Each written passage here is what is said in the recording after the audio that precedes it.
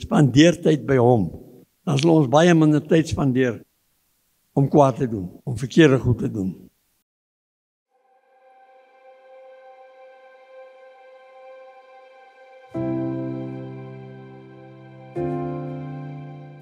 Ons vra of God regtig omgee vir mense.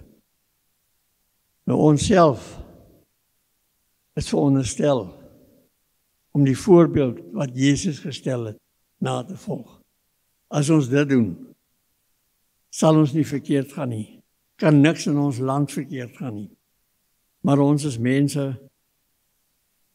en of ons het nou wil erken tot 'n sekere mate, is ons ook seker voorvader aanbidders, want ons voorvader Adam het die wêreld vir die duiwel gegee.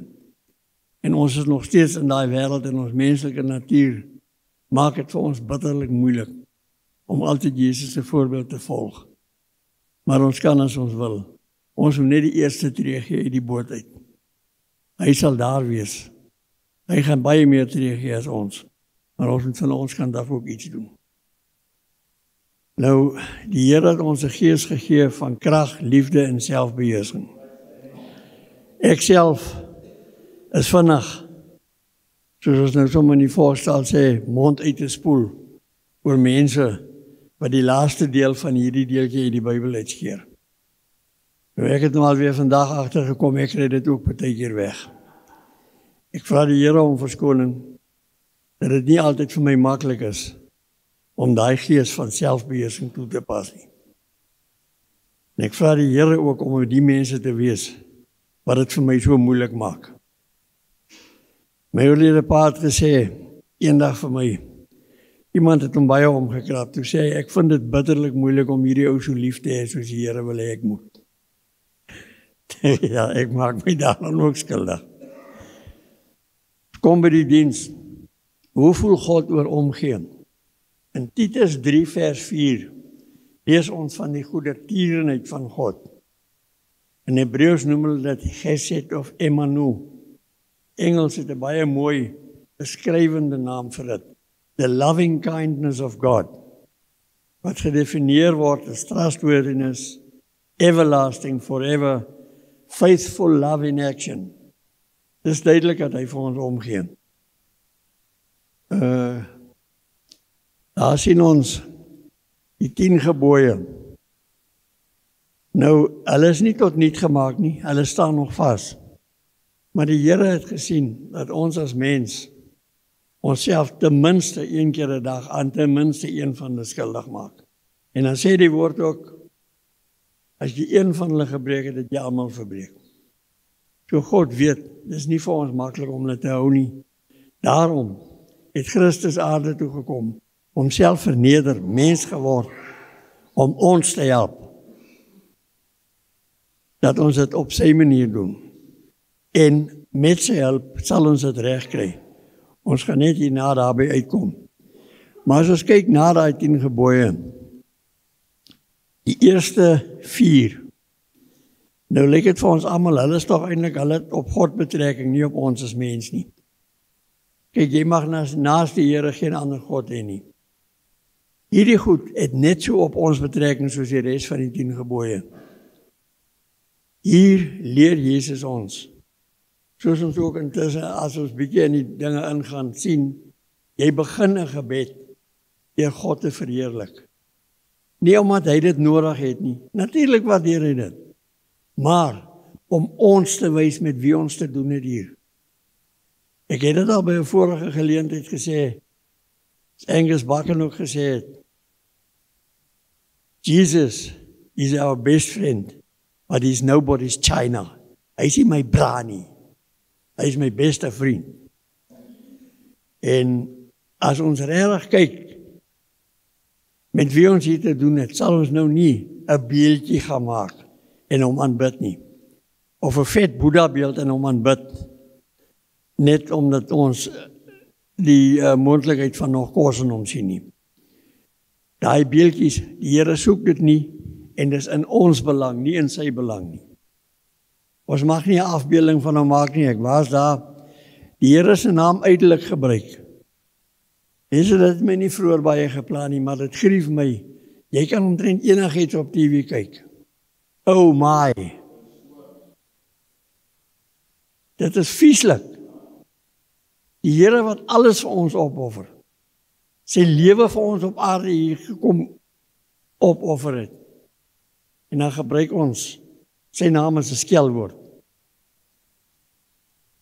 Die laaste ene van die wat op God betrekking het, nie regtig op ons nie, jy moet die Sabbatdag heilig hou. Die Here het die mens geskape om 3 dae te kan operate. Sy liggaam funksioneer sodat hy 6 dae te operate, die 7de dag moet hy rus. Hy self het die voorbeeld gestel, hy het dit nie nodig gehad nie, maar hy wys vir ons. Jy moet 1 dag 'n rusdag maak. En God verkies dat daai rusdag moet ons by hom spandeer. Dis die beste plek om te wees. Al weet ons dit nie, al wil ons dit partykeer nie weet nie.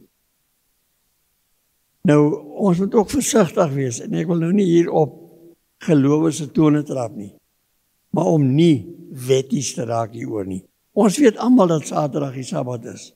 Die regte Sabbatdag is soos die Jode hom hou, is Saterdag, nie Sondag nie. Die Romeinse kerk, wat so baie goed verander het ook ons Sabbat verander na Sondag toe, met die goeie rede, dis die dag waarop Jesus Christus opgestaan het. In die Romeinse kerk sien ons nog steeds aan al die kruise daar hang hy.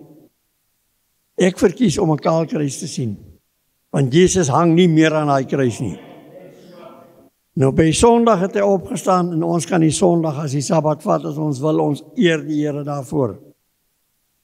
En ons sien ook in Romeine 14, verse 5 en 6. Julle hoef dit nie te lees nie, maar ek sal dit net gou deurgaan. Romeine 14, vers 5. Die een ag die een dag bo die ander ag al die dae gelyk. Laat elkeen in sy eie gemoed ten volle oortuig wees. Hy wat die dag waarneem, neem dit waar tot eer van die Here, en hy wat die dag nie waarneem, neem dit nie waar tot eer van die Here nie. Net tot sover. Ons moet nie op 'n dag vashaak en wetties raak nie. Maar die Here verkies dat ons elke dag soos die Sabbat behandel. Soos dit hy wil hê ons moet dit doen, spandeer tyd by hom. Dan sal ons baie minder tyd spandeer om kwaad te doen, om verkeerde goed te doen. Nou, die volgende 5 van die 10 gebooie 6 het op die mens self betrekking. Eer jou vader en jou moeder. Hulle werk is nie daar nie. Nou ek weet, hier is mense hier wat ek aan my hart jammer kry. Wie se ouers hulle seer gemaak het, diep teleurgestel het. Maar die meeste van ons kan tog daarom in alle eerlikheid seker sê, hulle wil vir ons net die beste hê. As Lindy van Nathan sê, hy moet nie op die huis se dak klim nie, dan weet sy, hy kan afval, hy kan bitterlik seer kry as hy van die dak afval. Hy gaan dink en sy ma's net weer spytevol, sy wil nie, hy moet van nie. Dis nie hoe dit werk nie. Luister wat jou ma vir jou sê, sy weet beter, sy was al daar, sy het dalk al van die dak afgeval.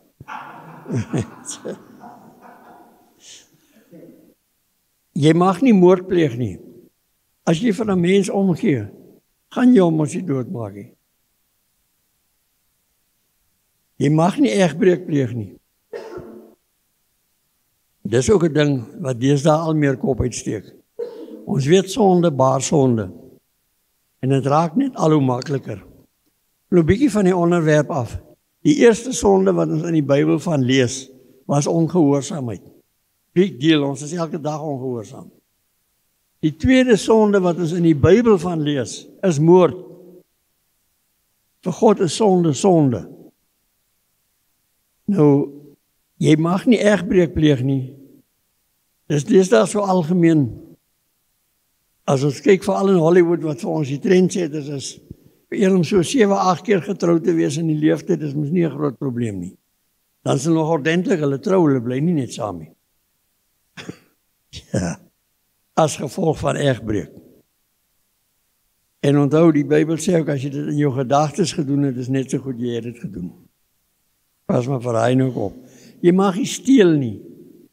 Ons kry dit hier, dat mense regtig anders so goed steel. Nou dit is so, almal het nie dieselfde hoeveelheid geld, die vermoë om dinge aan te koop nie. Maar as jy onder jou arms nie lekker ruik nie, vat seep en gaan was jouself. Nou nie jou ständige sprayloop steel nie, want dis dalk al wat jy het. Moenie ander mense so goed vat nie, dis lelik. Die Here sê jy moenie steel nie. Jy mag nie leuns vertel nie. Ewen 'n wit leentjie is 'n leuen.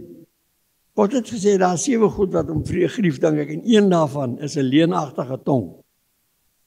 Nou in hierdie boek, as ons nou na die grondteks toe gaan, jy mag nie leuns vertel nie, dan gaan dit oor, soos byvoorbeeld in Spreuke 6 vers 19, een wat as valse getuie leuns uitstrooi en tussen broers tweedrag saai.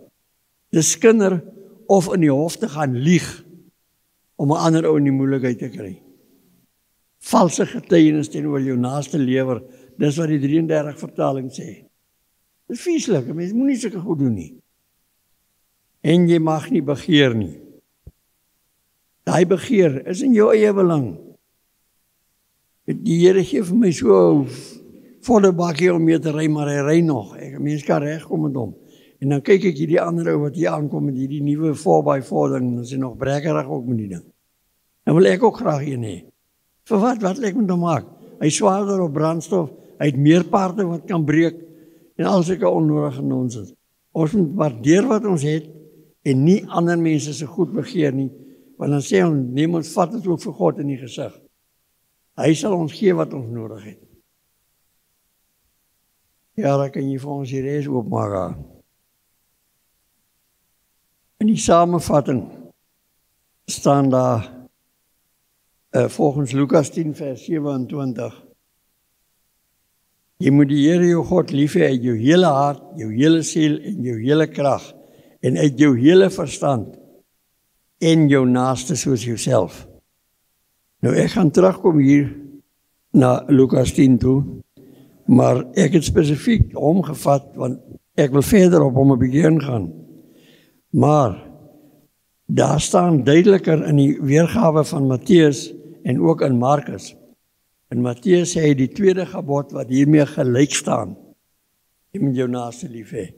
Is die gelyk daaraan, wat sê die eerste gebod, jy moet God bo alles lief hê. In Matteus staan, jy moet hom, wat hiermee gelyk staan, jy moet jou naaste lief hê soos jouself. En in Markus staan, wat hieraan gelyk is. Dit staan nou wel nie so aangeteken hier waar ons nou gaan kyk, maar ek wil Lukas 10 spesifiek so 'n bietjie deurgaan hier, en ons kyk van verse 29 tot 37. Daar was 'n ou wat homself wou regverdig. Hy wil nou weet wie is jou naaste. Hy wou homself regverdig en hy sê vir Jesus, en wie is my naaste?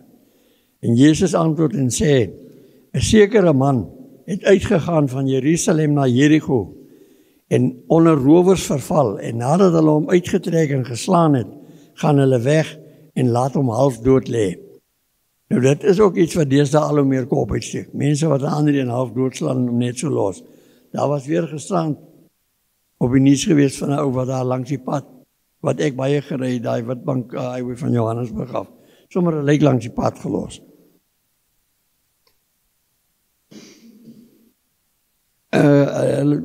Half dood laat lê, en by geval het 'n priester met die pad afgekom, en toe hy hom sien, gaan hy ander kant verby. 'n Priester, 'n kerkmens. Hy los hom net so, loop ander pad om. Hy wil nie betrokke raak nie. Hy sal dalk in die hof moet gaan getuig oor hierdie goeders, en hy's tog nie lus daarvoor nie, so laat hierdie ou maar bloei. En net so het ook 'n Leviet by die plek gekom, en hom gesien en aan die ander kant verby gegaan. Leviet is die mense wat in die tempel gewerk het. Praise and worship, die predikers, die mense wat die tempel moes voorberei het. Die mense wat nie saam met die res van die 12 stamme grond gekry het nie. Hulle werk voltyds in die kerk, ons noem dit nou maar so, voltyds vir die Here. En daarom is daar ook 'n tiende van ons inkomste moet gaan vir hulle. Daai mense vir wie die Here voorsiening gemaak het, die loop ook maar sommer by hom verby. Niks met hom te doen nie. En 'n sekere Samaritaan wat op reis was, het op hom afgekom. En toe hy hom sien, het hy hom innig jammer gekry. Nou die Samaritane, hulle was nie die Jode goedgesind nie, en die Jode het ook nie van hulle gehou nie. Hulle was nie eers toegelaat om in die tempel te aanbid nie. Samaritaan mag nie in die Jode se tempel gekom het nie, hulle moes hulle eie tempel gaan bou. Nou ja, ons het ook deesdae met rassistiese goed in die wêreld, nie net hier by ons nie, te doen. Daar is self kerke wat sekere mense van die volk nie daar toelaat nie. So ons weet wat hier aangaan, hoekom hierdie Samaritane nie mag in die tempel gekom het nie. Maar dit is verkeerd. Dit is nie die Here se wil nie. Kyk ook maar na die vrou, vir wie Jesus by die put water gevra het. Sy sê, hoe kan jy vir my water vra? Ek is 'n Samaritaan en jy is 'n Jood. Ek is minderwaardig. Maar Jesus het die mense so baie op hulle neus laat kyk. Ek dink hy het 'n baie goeie sin vir humor ook gehad.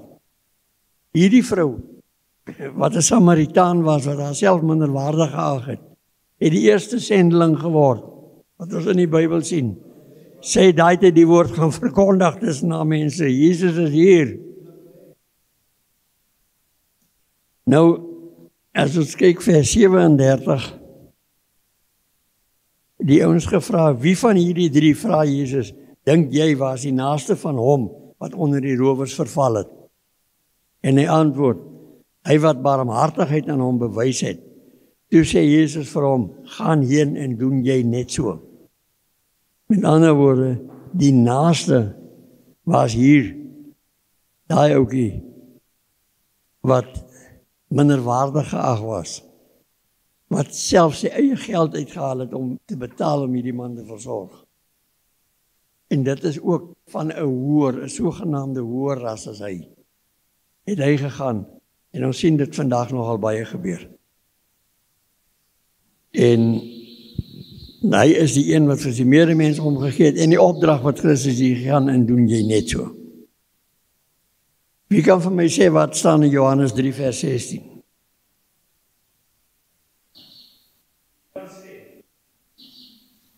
He didn't tell me. John 3 verse 16. Thank you. For God so loved the world that he gave his son to save us. Nou hier wys twee lede van die drie eenheid van God vir mense, dat hy vir mense omgee. Toe Abraham sy seun Isak moes offer, het God die Vader om jammer gekry. Onthou hierdie arme ou het oor die 100 jaar gewag. En toe is hy so bly toe Here vir hom beloof, hy gaan ook nou 'n kind hê. Wie se nageslag baie gaan wees. En toe was hy nog ongeduldig ook, toe dit nie gou genoeg werk nie, toe gaan try hy sommer die slavernij. En hy het vir ons daarmee ook weer gewys, 'n mens moenie God se tyd vir hom probeer voorskryf nie. Daarna het Isak gekom, en hy het nou hierdie kind geniet, en hulle was groot pelle gewees, en op 'n jong ouderdom, het hy nou van die Here die opdrag gekry, offer hy kind van jou. En hy was gehoorsaam. Nou ons sê, ons is gehoorsaam aan die Here. Ek gaan nie die toets dop, ek sal dit reg gekry nie. Stefan sê Here doen. Sal jy jou dogtertjie op 'n altaar loop neersit en baie moeilike ene. Ek is heeltemal eerlik, ek dink ek gaan dit reg gekry nie. Hierdie ou gaan hy so gehoorsaam hy loop. Die Here het hom die krag gegee om te doen, verseker. Hy het die mes uitgehaal, het hy kind klaar, hy het gesien, daai man sien hoe drop sy pa hom nou. Hy sit hom hier op die droë hout neer, hy haal die mes uit, hy gaan hom nou doodmaak. Toe voorsien hy 'n lam. Sê nee, moenie jou kan doodmaak nie, offer hierdie ding. Ja. Maar toe God sy eie seun, toe Jesus, lid van die drie eenigheid, moes opgeoffer word. Toe staan die Here nie terug nie.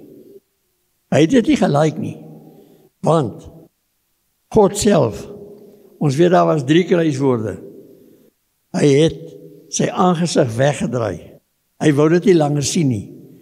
Hoe Jesus vir ons betaal, dat ons nie hoef hel toe te gaan nie. En waardeer ons dit, steur ons hier aan nie. Ou vrou stories. Mense, ons is naby die eindtyd, ons moet hierdie goed ernstig opneem. Hulle sê vir my die ergste van hierdie hele kruisiging, die zwaarste vir Jesus, was toe hy uitgeroep het. Eli, Eli, lama sabachthani, my God, hoekom het hy my verlaat? Dit was wel moeiliker as die pyn, as die vernedering. Daai kon hy nie vat nie. Onthou hy het nagte omgebid. Hier draai God sy gesig op hom. Dit was vir hom bitterlik swaar, maar die Here self kon dit nie langer aanskou nie. Want toe dit die mens was wat dit moes doen, toe het hy vir ons gehelp. Maar hier wys ons weer eens die voorbeeld wat God vir ons stel, dat hy werklik vir ons omgee.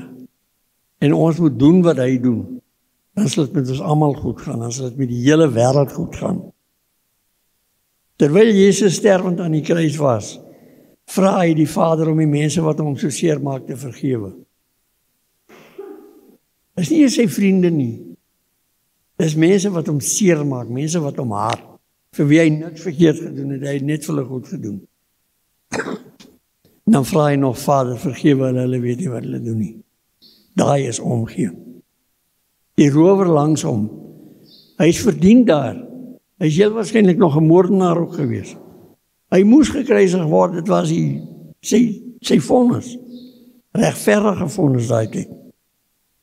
Toe hy die Here vra om aan hom te dink, as hy in die paradys kom, sê hy vir hom, vandag nog sê hy saam met daar wees. Toe wys hy vir hom, hy gee om, vir hierdie ou wat hy nie eens ken nie, wat 'n groot sondaar was. Hy gee om vir hom, hy vat hom saam met hom paradys toe. Maria en Johannes, hulle staan en kyk vir hom. Die apostel vir wie hy lief was, noem hy hom ook, sy beste vriend en sy ma. Hulle harte was, hulle sien nou is hierdie man geverniel, hy gaan nou dood. En toe vertroos hy hulle. Seun, daar is jou seun. Hy vertroos hulle, want hy gee om vir hulle. Die laaste van die kruiswoorde, dit is volbring. Tetelestai, waarmee hy eind uit sy lewe op aarde bevestig, dat hy sy taak om die ewige saligheid te verdien vir die mense om vir wie hy omgee, voltooi het. Ek dink as hy die krag gehad het, so hy dit uitgeskree het. Jee, halleluja. Maar hy was sterwend. Maar sy laaste kruiswoord, hy het sy werk voltooi. Hy kon, daar staan ons, hy kon 'n paar legioene engele kry om hierdie lot uit te sort. Maar die duiwel het gedink hy het daai fight gewen. Daar het hy hom eintlik verloor. In Jakobus 2 verse 8 en 9 sien ons die wet Jakobus sê vir ons, die wet volbring volgens die skrif wat sê, jy moet jou naaste lief hê soos jouself, dan doen julle goed. Maar as julle partydig is, doen julle sonde en word deur die wet as oortreders bestraf. Dis nie 'n versoek van God nie, dis 'n opdrag. As ons kyk in Efesiërs 6 na die wapenrusting. Nou ek vat nou vandag baie tyd, ek wou daai ding met julle heel deurgegaan het, maar almal weet wat die wapenrusting is. Jou gesig word beskerm, jou bors word beskerm, jou voete, alles is beskerm. Maar daar is 'n deel wat nie beskerm is nie. Watter deel? Rug. En ons sê almal die rug is nie beskerm nie, want jy draai nie jou rug op jou vyand nie, jy hardloop nie weg nie. Ons staan in oorwinning. Ek sien 'n tweede rede. Ek was ook hier in ons sogenaamde Bosoorlog, soos vir sy oupa. Partykeer moet jy om strategiese redes terugbeweeg. Die ouens wil dalk omsingel of iets, hy het meer mense nodig, dan moet jy terugtrek. Daar gaan tye kom wat jou rug oop is, nie omdat jy weghardloop nie. Wat doen ons dan? Dan moet ons mekaar se rug cover. Daar is altyd 'n ander ou langs jou, ons behalwe as jy weghardloop, as jy baie keer alleen. Maar as jy ons strategische redes terugtrek, as hoe lang jou? Kyk jy vorentoe terwyl ek my rug draai, nou net wag ek, dan kom jy weer. Ons moet mekaar se rug cover en deur die lewe dit op. As 'n ou môre hier van Rupert Skinner by my, dan moet ek sonder dat hy weet vir die mense sê, hoorie, kyk hoe mooi draai hy sy kop om te luister wat ek sê. Is 'n goeie ou dat jy praat nie so van hom nie. Ek cover sy rug. Nog 'n treffende skrif vind ons in Spreuke 28 vers 27. Wie aan die arme gee, sal nie gebrek ly nie, maar hy wat sy oë toemaak, word swaar vervloek. As God jou vervloek, het jy probleme. Die Here verwag meer van ons as net ons naaste lief te hê. Hy sê in Matteus 5 vers 44, julle moet julle vyande lief hê, seën die wat julle vervloek, doen goed aan die wat julle haat, en bid vir die wat julle beledig en julle vervolg. Daai is 'n moeilike een. Ja, een is wat om jou kind te offer is seker nog moeiliker, maar hierdie is nie 'n maklike job nie. Daai ou staan en skel jy nog so, dan sien jy hom. Hoeveel van ons het al hier langs die pad taxi-drywers gevloek? Ek dink ons almal. Nee. Ek het dit al gedoen. Maar onthou, as dit nie vir daai taxi-drywer was nie, dan was daar nog 10 onpadvaardige karre op die pad. Daai lot is nou binne in die taxi, is daar net een voertuig.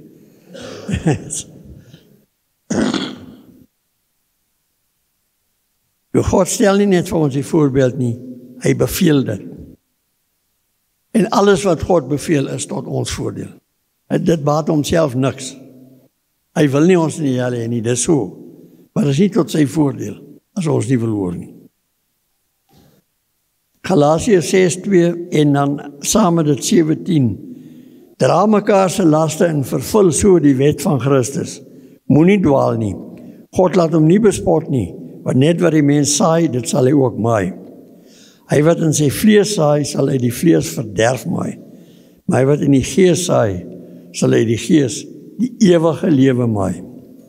Doen wat die gees van God jou beveel. Onthou, hy skree nie op jou nie. Die Heilige Gees bly in jou, jy is sy tempel.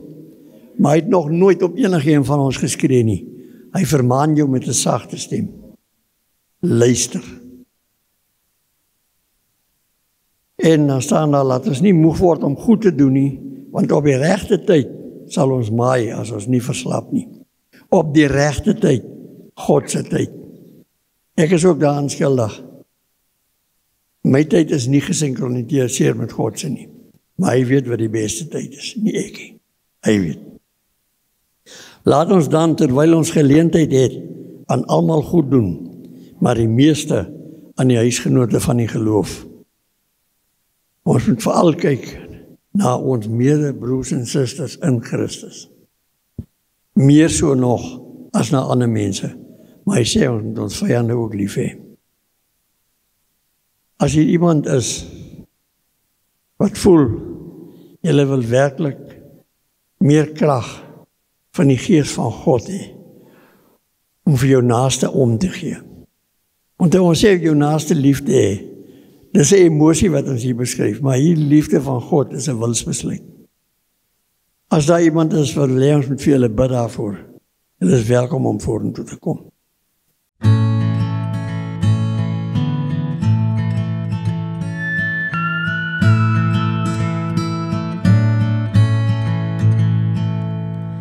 Lead me through the deep valleys,